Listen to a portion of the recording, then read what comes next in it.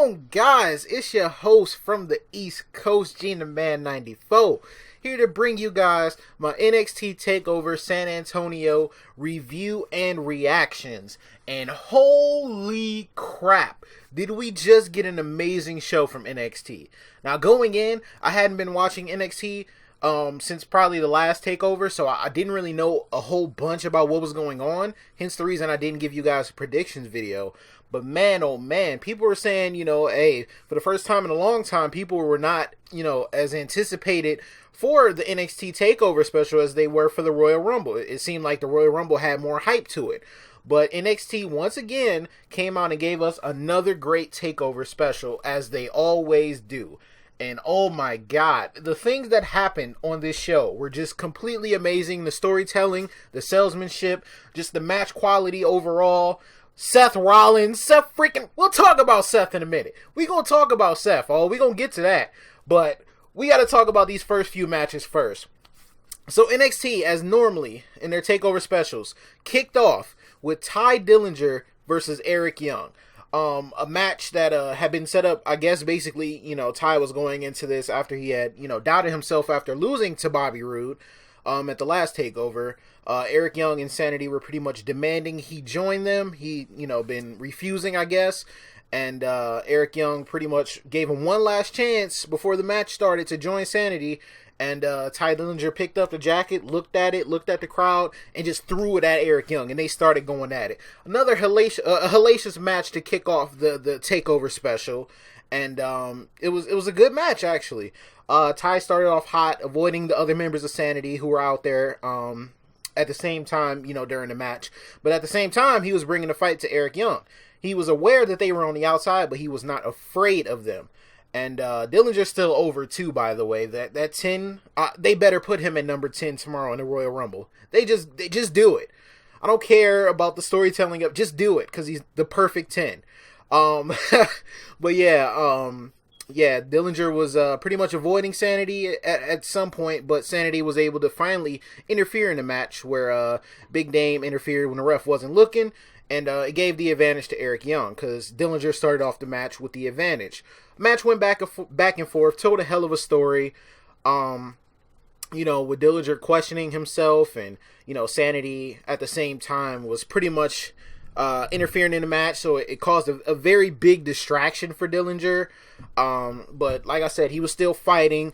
And then he even got Sanity into the ring. He hit one of them with the tiebreaker, and then he hit the other one with a super kick to get him out of the ring, neutralize the match, and make it a little bit even. And then he hit the tiebreaker on Eric Young, and I thought it was over, but he only got the 2 count, that false finish. But Sanity was able to get Eric Young's foot on the ropes at the time from outside the ring, and the ref didn't see it. So the crowd went crazy because they thought he won. They stopped it from happening. The match continued for a little bit. After they interfered in the pin attempt, he did a crossbody to the outside of the ring, taking him out one more time.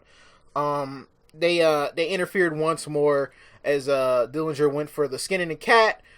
He got them out of there, and then Eric Young caught him in the wheelbarrow position and hit the wheelbarrow neck breaker that he does. That just looks absolutely devastating. And then he was able to pick up the win. Hell of a send-off for Ty Dillinger, if this is his send-off match. Hell of a match. Incredible way to kick off the show. He's great for those spots to get the crowd hyped up. And he fought all 3 members of Sanity and still almost won the match. Showed tremendous heart for somebody who had nothing to lose, was backed into a corner, and tried to fight his way out of it. But this helped put over Sanity as a stable, and anything they'll do to help their leader win the match. And if this is his last match in NXT, he'll have a great welcome tomorrow on the Royal Rumble pay-per-view. If they put him in there at number 10, I'm telling you, the roof will explode off the Alamo Dome. I'm telling you. So, after the match, they did a little cut to the crowd or whatever. Interesting note, Samoa Joe was in the crowd, as if he wasn't a part of NXT anymore. So I'm pretty sure he's going to be in the Royal Rumble tomorrow as well. Hopefully we get to see that. That'll be great. Sorry, that was my phone going off. I need to silence that. But anyway, let's talk about the next match. It was Andrade, Cien, Almas versus Roderick Strong. Another match I really didn't know nothing about. Apparently, Andrade has been frustrated with his position in the company, and Roderick Strong just coming into NXT. I guess he had targeted him, and I guess been attacking him the past couple of weeks or whatever. However, they've been doing it, but not knowing that Roderick Strong is a veteran in the wrestling world, so this made for a pretty good match.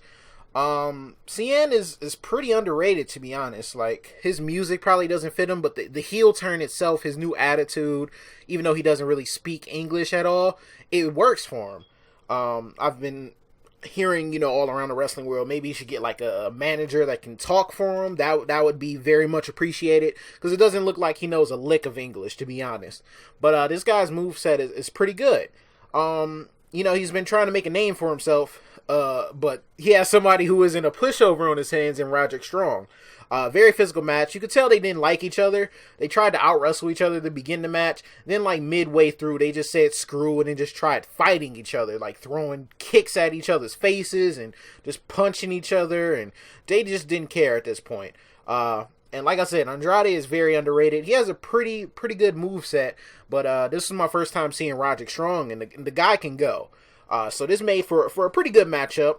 There was a spot in the match where Strong dropped Andrade on the top of the turnbuckle, like literally his back, like kidneys and spine first. And Percy Watson, who was on commentary, former NXT superstar or whatever, he put it over that, hey, I've been in that ring, that the top of the turnbuckle is just a bolt there that does not feel great. And he just got dropped on it. So they put that over about how devastating that was and probably how much that hurt. So I thought that was a great thing. So after a little bit of a back and forth, few counters of the finishers, Roderick hit the running boot to the face, and Almas loses the match, and Roderick Strong was able to pick up the victory.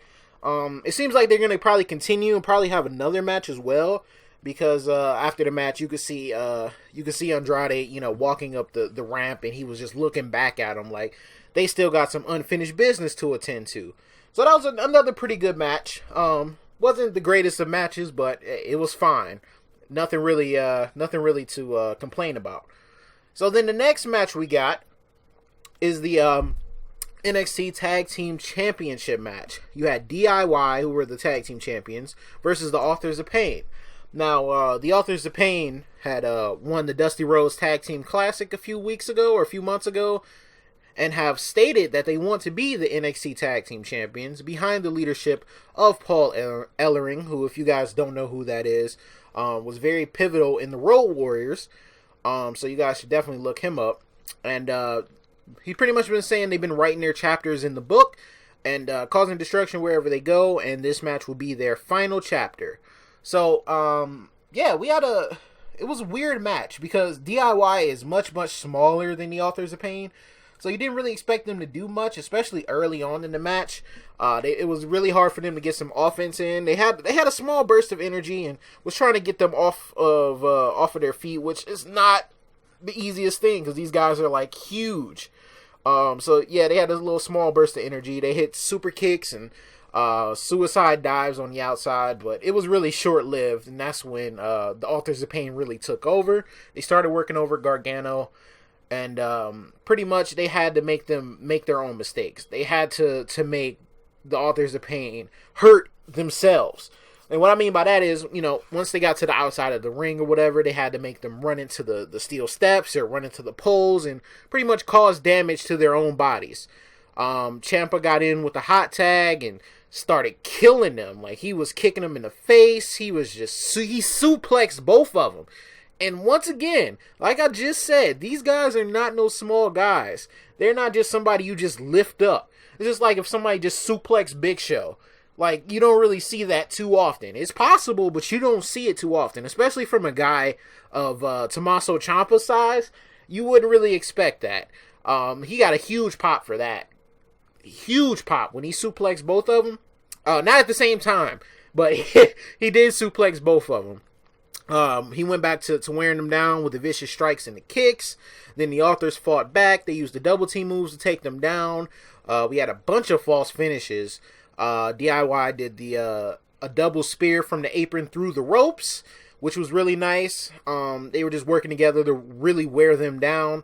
The authors, though, they're very resilient. They're very hard to affect with the moveset.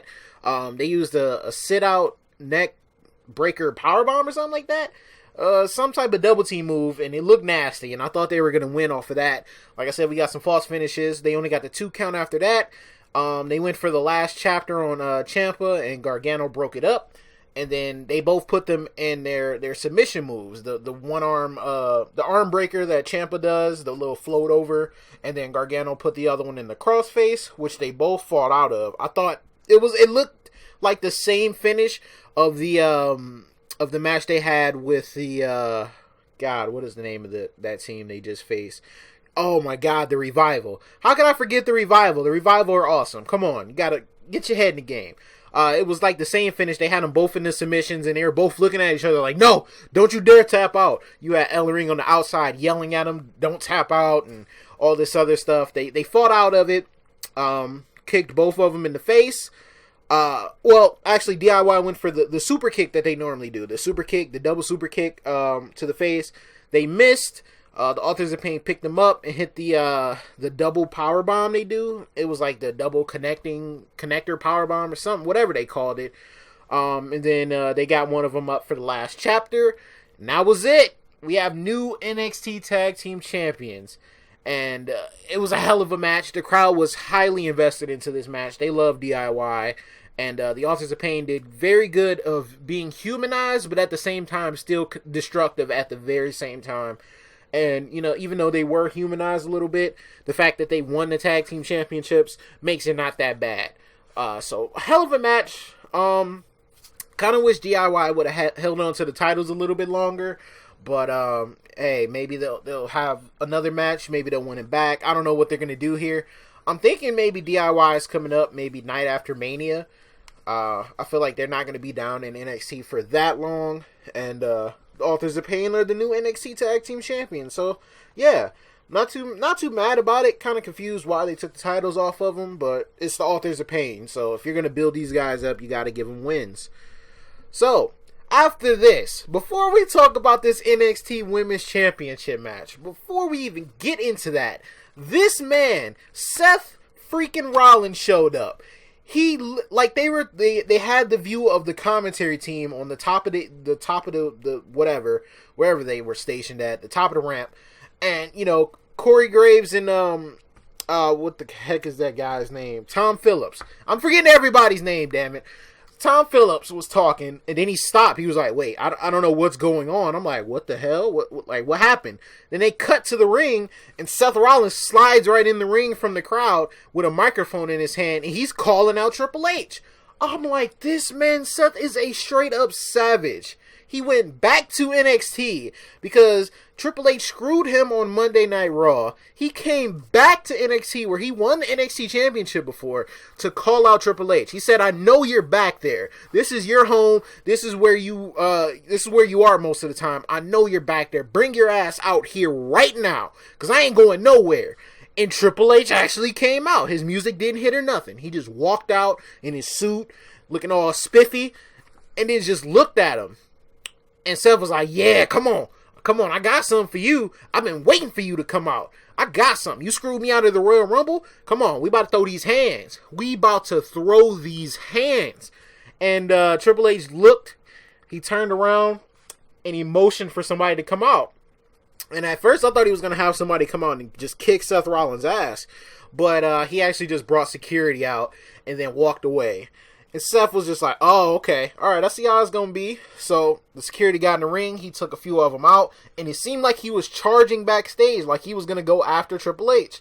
And that's when more security came down, referees, pretty much everybody they could possibly get, other than the wrestlers themselves, to prevent Seth from going back there and attacking Triple H. Triple H probably knew this was going to happen or something like that was going to happen, and he just had the security on standby. But it was just crazy. The crowd popped because you don't normally see somebody come down from the main roster to NXT to interact with somebody. It's very rare. They used to do it way back in the day before NXT got really popular. They would bring CM Punk down, and, you know, they brought Natalya down, Cesaro.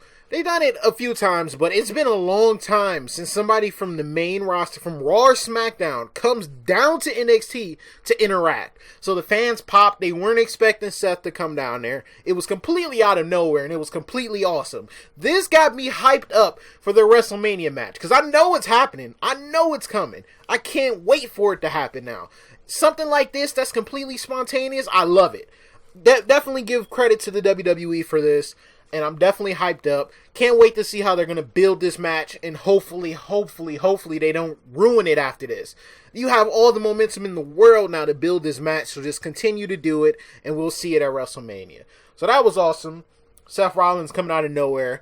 And let's talk about the last two matches here. We got the NXT Women's Championship match. We got Asuka, who's the champion, versus Nikki Cross, versus Billie Kay, versus Peyton Royce in a Fatal 4-Way match. This was a very interesting match. Asuka had not only 3 women coming at her to take her title from her, but she had 2 who were working as tag team partners in the match and weren't attacking each other. If anything, it put her more at a disadvantage because not all the women who were in the match were going after each other. Most of them were coming after her. She had 2. It was like a handicap match, and then it was like you got Nikki Cross, who could possibly be her tag team partner if you're looking at it that way, but at the same time Nikki Cross was attacking Asuka as well.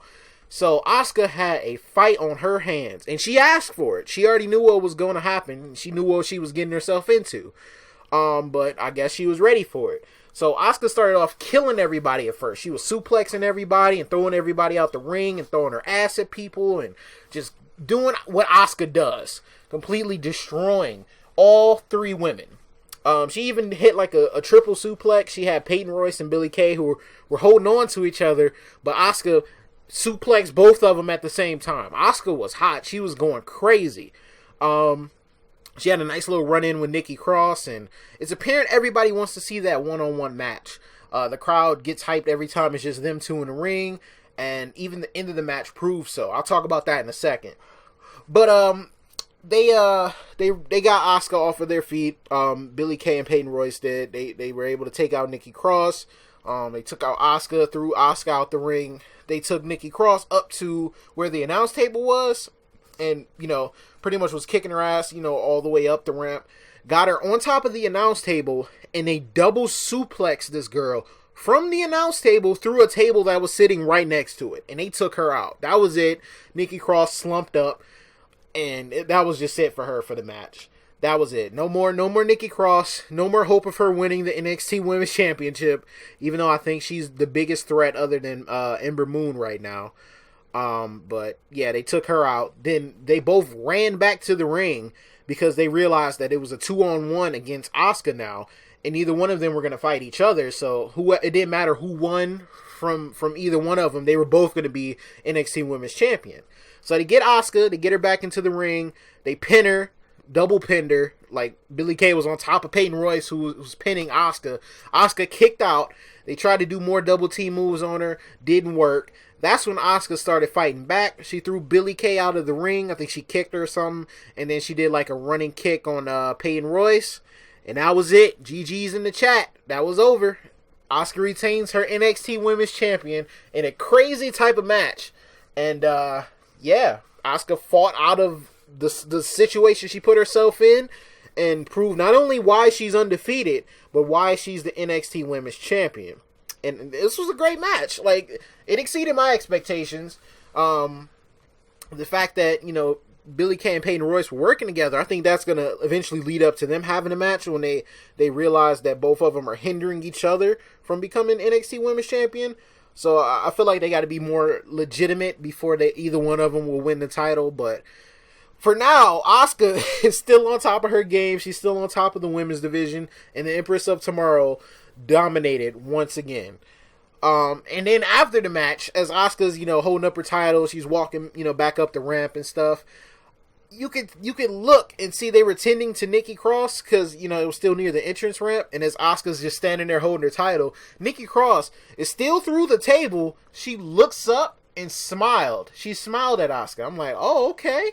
all right, maybe this will lead to a one-on-one. And the camera angle was just so perfect. They had Nikki Cross right there by the table, and then in the distance, you could just see Asuka holding up her championship. So, like I said, that's why I think it's going to lead up to a one-on-one match, and everybody wants to see that match. Because Nikki Cross is crazy. She was doing some crazy stuff in this match. But Asuka retained her title. I'm not mad about it. Asuka's a beast. And, yeah, we'll hopefully get that match in the future, and hopefully we'll get the Ember Moon match we've been wanting to see as well.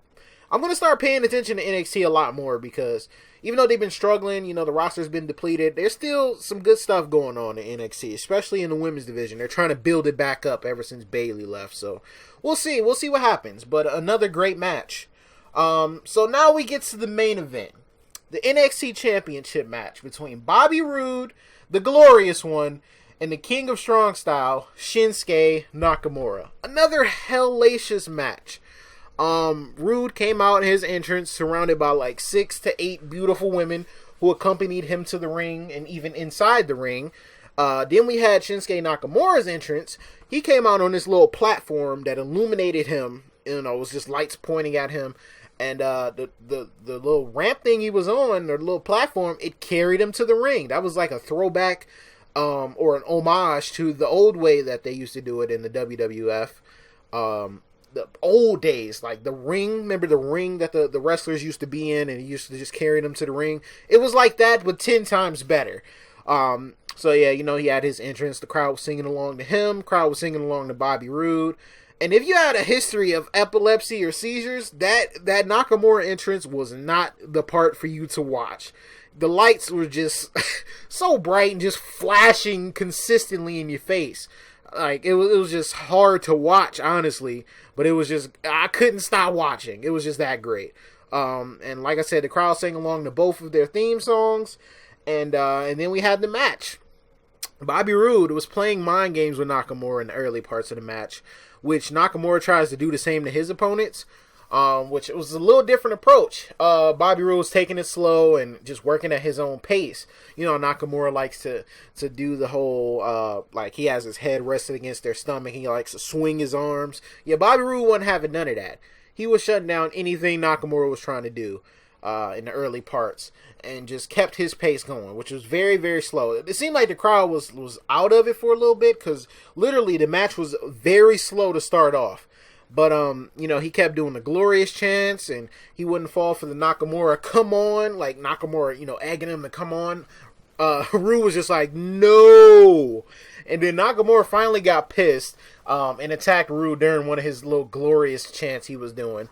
And Nakamura had the advantage in the match until he was pushed off of the top rope and landed hard on the outside. And that was the beginning of Roode working him over. It looked like he landed on the steps, too. I couldn't really tell. So, you know, that was just the opening that Bobby Roode needed. He took advantage, started throwing him into the steel stairs, throwing him into the barricades, and then he started to work him over and still was outsmarting him. He knew all the moves that Nakamura wanted to do, and he pretty much was able to counter all of them. He worked over his shoulder, too. He went for the shoulder. He does the DDT, so he's trying to weaken that area so that when he went for the glorious DDT, it was a little bit more easier. Nakamura went for an exploder suplex, which is the setup for the Kinshasa, but Roode knew that already. He didn't get up from the exploder. He just took the exploder and just died. And Nakamura was just in the corner like, yeah, come on. Kinshasa time. Come on. Get up. Dude, get up. Like, I need you to get up. Like, sir, you're killing the gimmick. I need you to get up so I can kick you in the face. Why are you not getting up? And Nakamura got frustrated. He went over to him, and then, of course, Roode was playing possum. Of course, we already knew that. He was playing possum and took back over in the match. I think they had, like, a top rope spot where Nakamura threw him off or whatever. Roode countered another Kinshasa, rolled him up, and used the ropes and almost got the 3 count, but the ref caught it and stopped his count before he could count to 3. Roode was just like, I can't believe you caught me. I know I did it, but dang it, I almost won off of that. Then after that, we had Nakamura tried his best, man. I'm sorry, he did. Nakamura heated back up. got pissed again, started brutalizing Roode with kicks and stomps, and even put him in the little floating cross arm breaker that Del Rio does, except Roode wouldn't let him put it in all the way. He had his arms locked so that he couldn't get full extension on one of his arms. Then, Roode tried to fight out of it, got put into the triangle chokehold, which I thought was banned. I guess not. Roode powered out of that, and it led to a powerbomb attempt, which got countered into the running knee strike. Not exactly the Kinshasa. He didn't get all of it. Nakamura went for the pin on that. Only got a 2 count. And then Nakamura went for the Kinshasa from like the top rope or like the second rope. He went for it. Roode rolled out of the ring, but he was just on the apron, got up on the apron. Nakamura hit him with another knee strike from the apron, but that was the beginning of the end for him. He messed himself up. He landed awkwardly, because if you know how he throws the Kinshasa, he tried to do it like that, and he like hit the apron and fell to the outside and messed his knee up. Or at least that was the story he was telling, that he messed his knee up. So after that, it seemed like his knee was done. But he still, got back in, hit the Kinshasa, but that was just it. His knee gave out. He couldn't even go over to pin Roode. He probably would have retained his title had he done that, and he was just favoring his left leg. Couldn't get the pin. The doctor came into the ring, and it took like two minutes for them to allow him to continue the match. It looked like they were going to stop it. Roode was just, recovering. He was sitting over in the corner. Another ref was explaining the situation to him. So then, when Nakamura finally got back into the ring, Roode took quick advantage. He got up, he popped up, ran over to him, hit him with the glorious DDT, got the 2 count. I was like, whoa, Shinsuke almost lost his title. Shinsuke almost lost that title. Roode was just like, he was just flabbergasted. He just crawled over back to the corner and was just like, what the heck? How did he kick out of that? His leg is injured, and I only got the 2 count off the glorious DDT? What the hell? Roode was just shocked. He was just in complete and utter shock. And then he put him in a half crab on the injured knee and was just torquing it. He was just punching the knee, waiting for Nakamura to tap out. And then Matt Bloom popped up. I guess he was just the interim general manager for the night. It was so random. He didn't have any part of the match. He just popped up. I guess trying to make sure Nakamura was okay.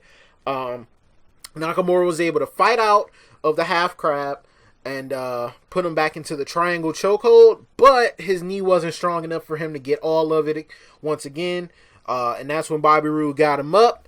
Glorious DDT one more time, and we have a brand new NXT champion, and he is the glorious Bobby Roode. We have a new NXT champion, guys.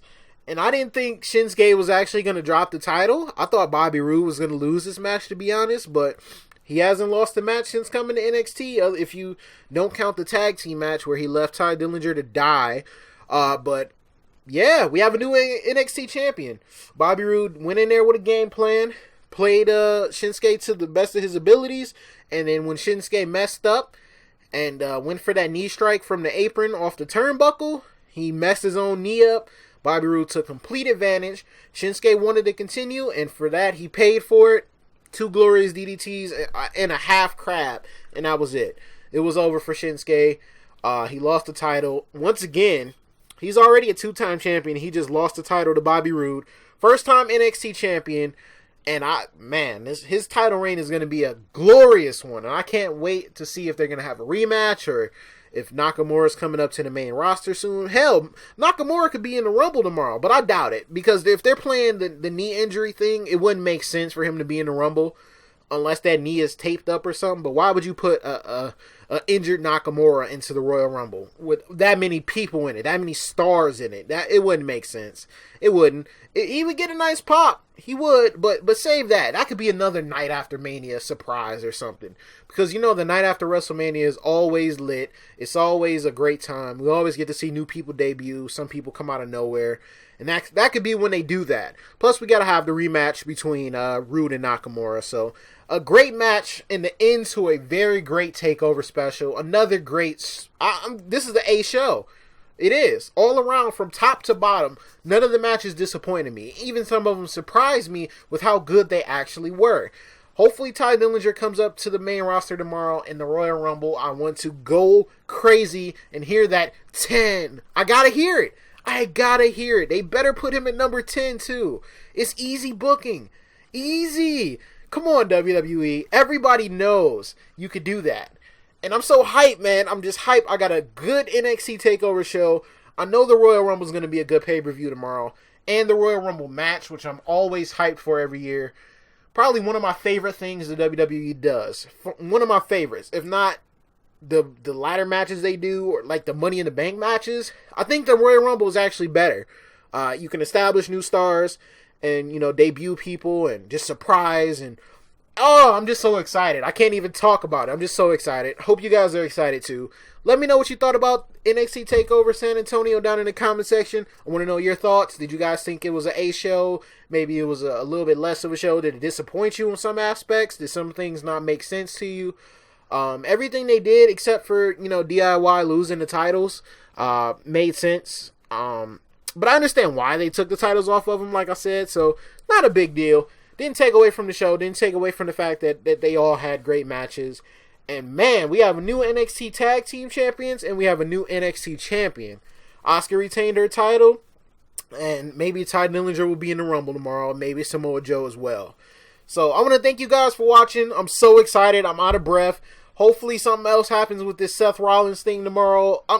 The Royal Rumble is tomorrow, guys. It's tomorrow. I know you guys are just as excited as I am. If you're excited, drop a like on the video. Subscribe if you guys are new. Leave me a comment down in the comment section down below. And thank you guys for watching. I'll see you guys tomorrow. Peace.